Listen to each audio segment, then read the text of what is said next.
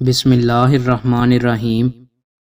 رسول اللہ صلی اللہ علیہ وآلہ وسلم نے ارشاد فرمایا، کسی مسلمان کے لگائے ہوئے درخت یا اگائی ہوئی کھیتی سے پرندے، جانور اور انسان کھا لیں تو اس کے لیے صدقہ شمار ہوگا۔ رسول اللہ صلی اللہ علیہ وآلہ وسلم نے ارشاد فرمایا، راہ میں سے پتھر، نقصان دہ چیز یا کانٹا ہٹا دینا بھی صدقہ ہے۔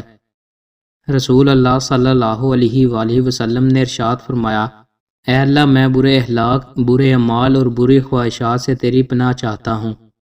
رسول اللہ صلی اللہ علیہ وآلہ وسلم نے ارشاد فرمایا، جو کام لوگوں کے سامنے کرنے کو ناپسند کرتے ہو وہ تنہائی میں بھی نہ کیا کرو۔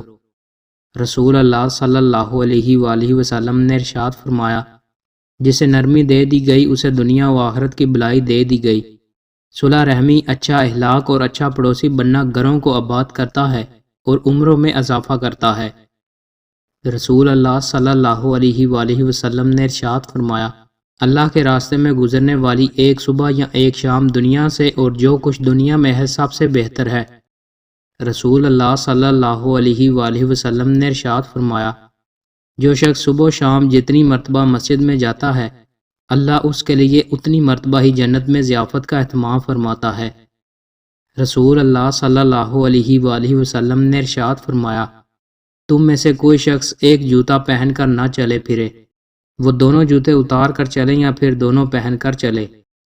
رسول اللہ صلی اللہ علیہ وآلہ وسلم نے ارشاد فرمایا، جس نے کسی کی زمین میں سے کچھ ناحق لے لیا تو قیامت کے دن اسے 7 زمینوں تک دنسایا جائے گا۔ دوستوں، مزید اچھی ویڈیوز کے لیے ہمارے چینل کو سبسکرائب لازمی کریں۔ بہت شکریہ۔